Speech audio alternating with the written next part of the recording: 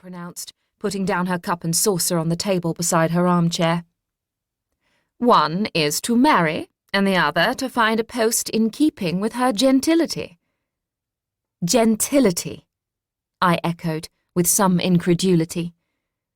Looking around the drawing room with its chipped paint and faded curtains, I had to admire her vanity. She had married beneath her station and had always been at pains to remind my father, lest he forgot. "Must you do that now?" my brother asked, as Mrs. Barrett, our housemaid, cleared out the ashes from the grate.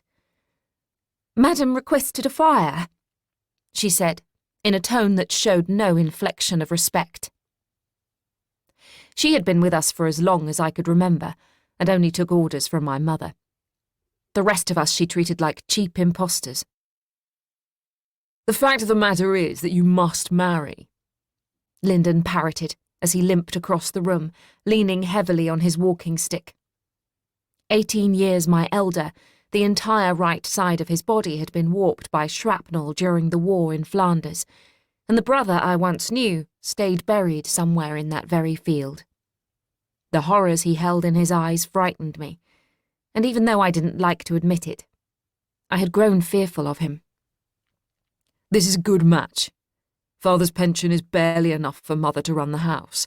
It's time you took your head out of your books and faced reality." I clung tighter to my book. A rare first American edition of Wuthering Heights, a gift from my father, along with a deep love of reading. Like a talisman, I had carried the cloth-covered book, whose spine bore the duplicitous line, tooled in gold, "By the author of Jane Eyre."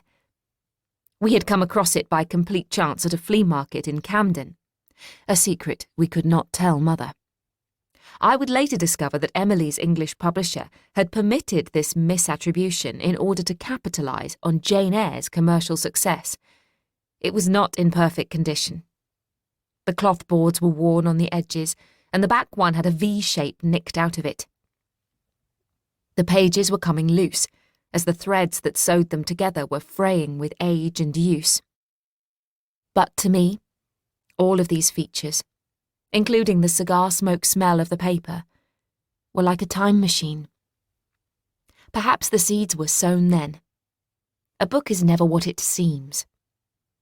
I think my father had hoped my love of books would instill an interest in my schooling, but if anything, it only fueled my loathing for the classroom.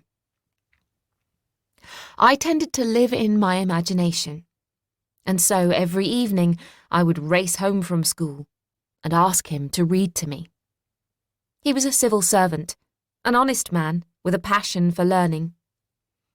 He always said that books were more than words on paper. They were portals to other places, other lives. I fell in love with books and the vast worlds they held inside, and I owed it all to my father. "If you tilt your head," he told me once, "you can hear the older books whispering their secrets." I found an antique book on the shelf with a calfskin cover and time-coloured pages. I held it up to my ear and closed my eyes tight, imagining that I could hear whatever important secrets the author was trying to tell me. But I couldn't hear it. Not the words, at least.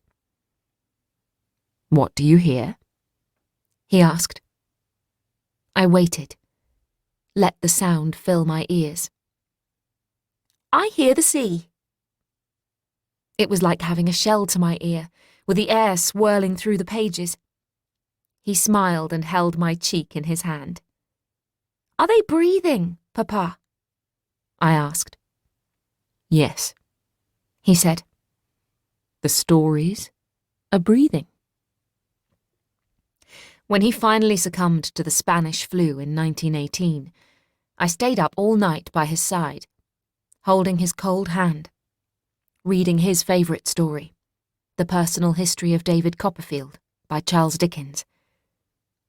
In some silly way, I thought that the words would bring him back. "I refuse to marry a man I've never even met purely to aid the family finances. The whole idea is preposterous."